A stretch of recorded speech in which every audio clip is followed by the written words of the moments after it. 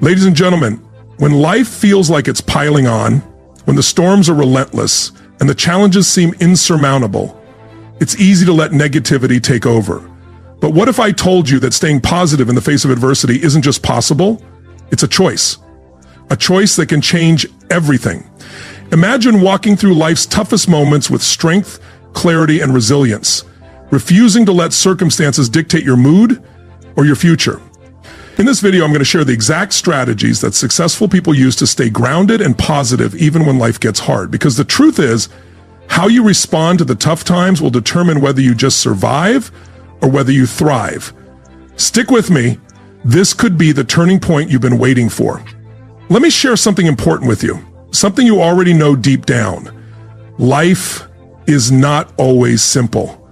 Never promised to be. In fact, it promised nothing at all, and yet it offers everything, both opportunities and challenges. Some days, everything falls into place. The sun is shining, deals are closing, and the phone rings with good news. Other days, it feels as if the world has slammed a close for business sign right in front of you. That's life. What truly matters is not what happens to you, but how you respond to what happens. Anyone can smile when everything is going well, when the bank account is full and health is good. Anyone can celebrate when the crowd is cheering. But the real test of character is how you show up when the storm clouds gather. The real question isn't, will life get tough? The question is, when it does, will you still choose to remain strong? Will you choose to stay positive? Here's the truth.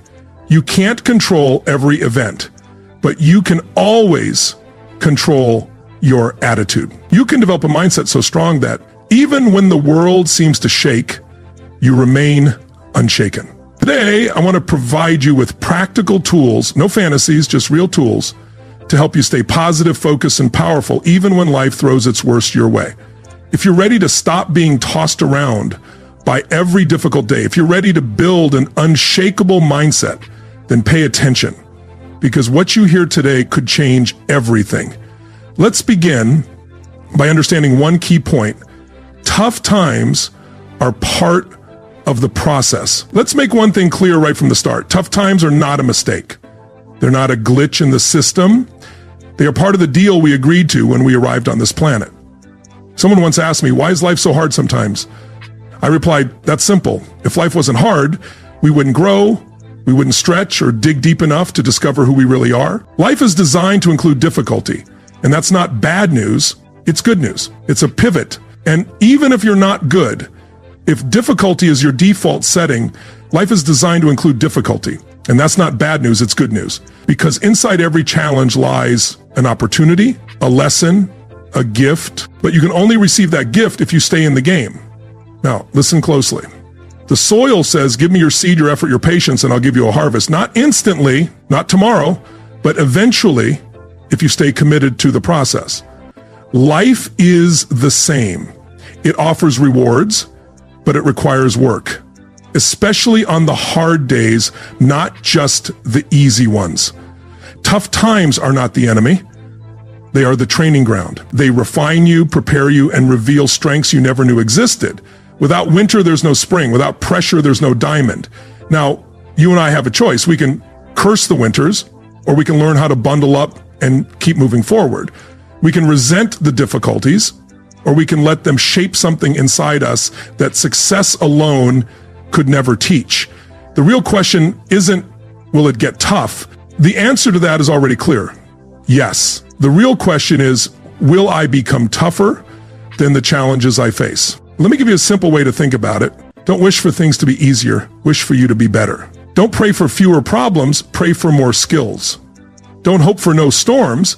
Hope for stronger wings. And here's the miracle.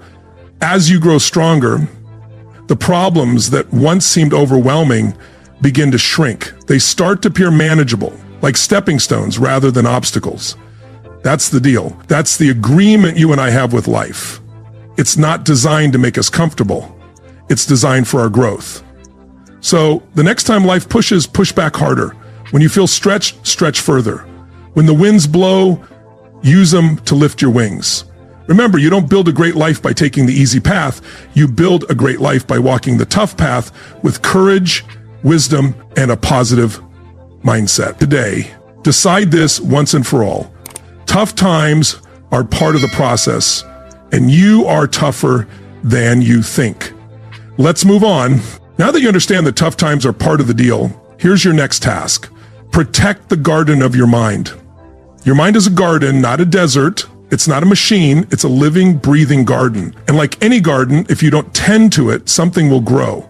But most of the time, it won't be good. If you plant seeds of good ideas, positive habits, and encouragement, you'll reap a good harvest. But if you're careless or lazy, weeds will grow. And be warned, weeds don't need watering. They don't need encouragement. They just appear on their own: negativity, doubt, fear, and pessimism. You don't have to ask for them. They show up on their own, on schedule, if you don't protect your mind. So the real question is, are you the gardener or are you the victim of the weeds? It all begins with what you allow into your thoughts. Input equals output. What you listen to, watch, read, and the people you associate with. All of these are seeds. Whether you realize it or not, they're planting something inside you every day. Now, you and I have a decision to make. Will we choose what gets planted, or will we let anything take root? Some people unknowingly spend hours planting negative seeds. They stay up late watching the news, filling their minds with tragedy and disaster. They gossip with complainers, listening to stories of failure and resentment.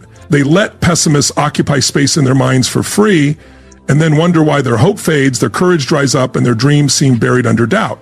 It's simple. The weeds have taken over. But here's the good news. You can take back control.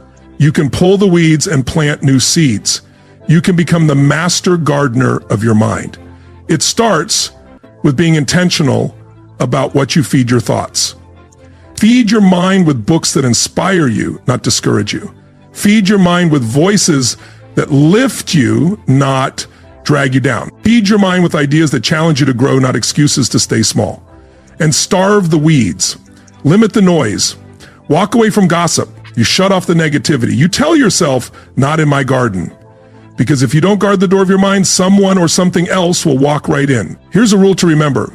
Stand guard at the door of your mind, just like a security guard stands at the entrance of a bank. Inside are the valuables. And trust me, your mind, your ideas, your hope, your dreams, they're the most valuable assets you have. Treat them that way. So each morning, ask yourself, what am I allowing into my garden today? Is this thought a flower or is it a weed? Is this voice building me up or tearing me down? Tough times will come, yes. But if your mind is strong, if your spirit is pure, and if your hope is alive, then you'll weather the storm better than most. Protect your mind as you would a treasure, because it truly is. It's the richest soil you'll ever work with, and the future harvest depends on how you tend to it today. Let's keep going. Now, let's talk about something that can change everything for you. Your personal philosophy. You see, life is built on principles. Business, relationships, finances, success, they all rely on a set of laws. The question is simple. Are you operating with a strong philosophy or a weak one? What is a philosophy? It's simply what you believe about how life works. It's the set of ideas you use to make decisions, the filter through which you run every opportunity, every challenge, and every setback. Your philosophy is your foundation. And here's the truth. If the foundation is weak, the building doesn't stand for long. If the philosophy is weak, neither will your success. Sadly, most people never take the time to build their own philosophy. They inherit bits and pieces from their parents, their friends, the news and gossip. They're living by default, not by design. And then when life gets tough, when the winds blow and the storms come, they wonder why everything falls apart. It's because they never built the foundation first. They never built a strong personal philosophy. But that's not going to be you. You're going to build something better. You're going to design a philosophy that supports you when life tries to knock you down. A philosophy that says, I am responsible. I can learn. I can grow. I can change. Failure is just feedback, not final. Discipline weighs ounces, but regret weighs tons. Opportunities are everywhere if I train my eyes to see them. Today matters. Small actions repeated daily create massive results. Here's the key. You don't build a strong philosophy overnight. It's not something you can buy off the shelf. You build it the same way you build anything valuable.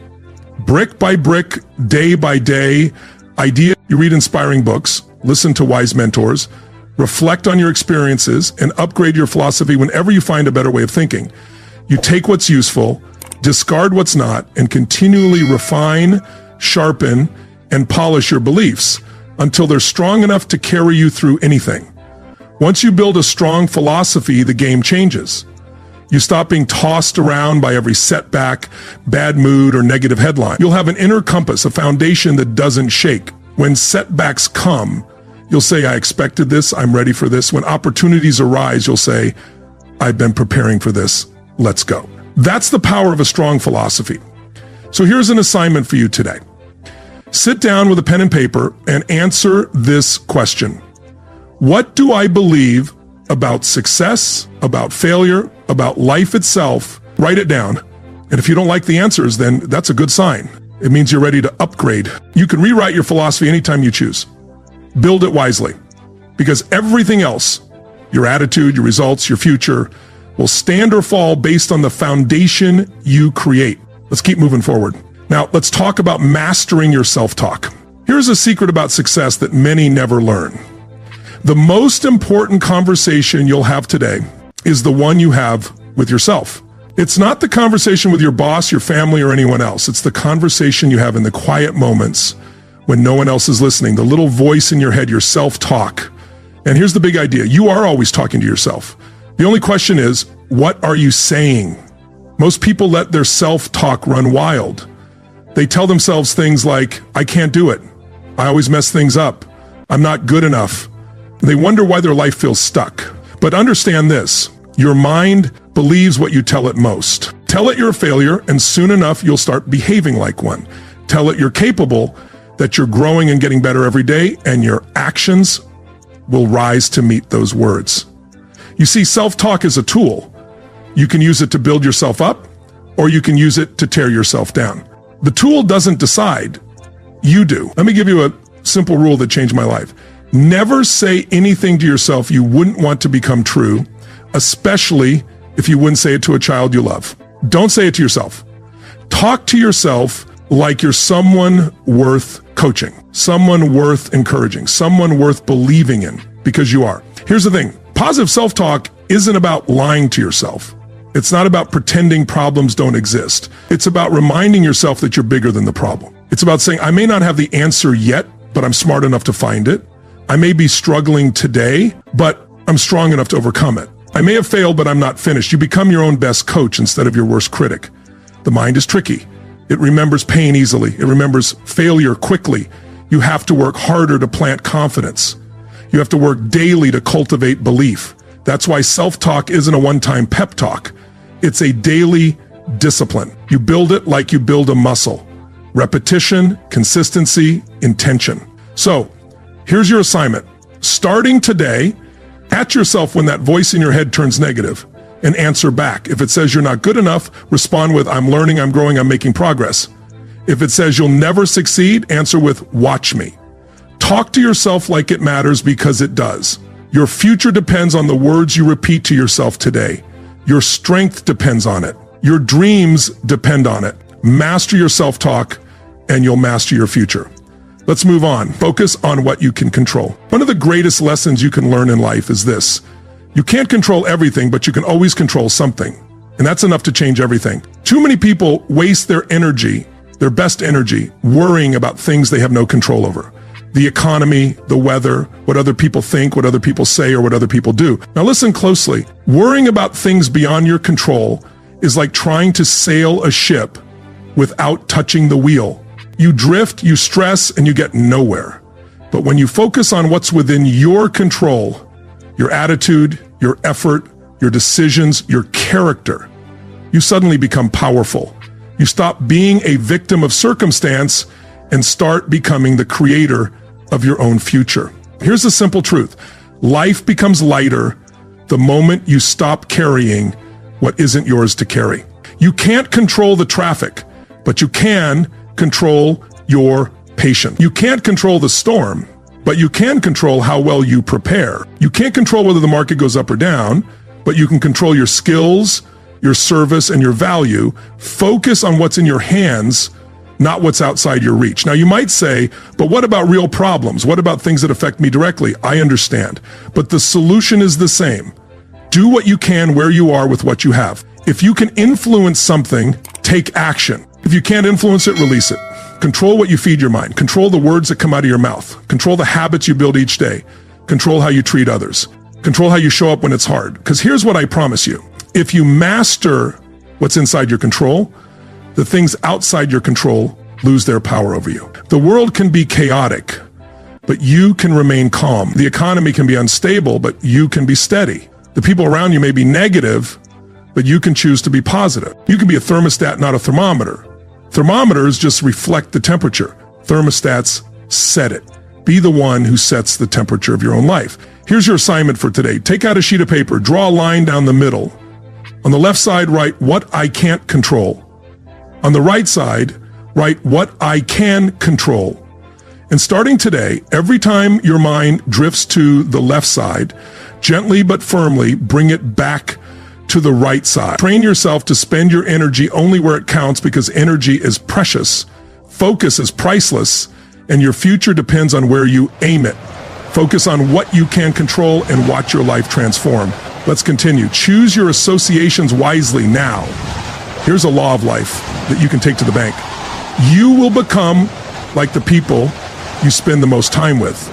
If you spend your days with negative, bitter, or angry people, you will find their attitudes starting to rub off on you. Their doubt will leak into your dreams. Their bitterness will cloud your optimism. Their fear will weigh down your ambition. Association is powerful, more powerful than most people realize. When I first heard this, it shook me awake. I realized that if I wanted to change my life, I had to start by changing my circle. Now, don't misunderstand me. This isn't about judging people harshly. It's about protecting your future. It's about guarding your potential. It's about being wise, not careless. See, some people are lifters. They lift your spirits. They elevate your thinking. They raise your standards. You leave their presence better than when you arrived. Others, unfortunately, are leaners. They lean on your energy, your optimism, your kindness until you have nothing left to give. And some are worse than leaners. They're drainers. They flow away from your life. And some are worse than leaners. They're drainers. They don't just lean, they pull. They pull you down with their excuses, complaints, and small thinking. Your future is far too valuable to leave it in the hands of drainers. So here's what you need to do. Evaluate your associations. Ask yourself, who is bringing out the best in me? Once you identify the people who are pushing you to think bigger, live better, and work harder, as well as those who are pulling you down, making you smaller, and feeding your doubts, you have three choices: dissociate, limit, or expand. Disassociate means there are some people you need to lovingly release from your life. This isn't about bitterness or anger, but wisdom. Bless them and move on. Limit means there are people you may not be able to fully cut off, but you can limit their influence. You have control over the proximity and time spent with them. Expand means you actively seek out associations that lift you.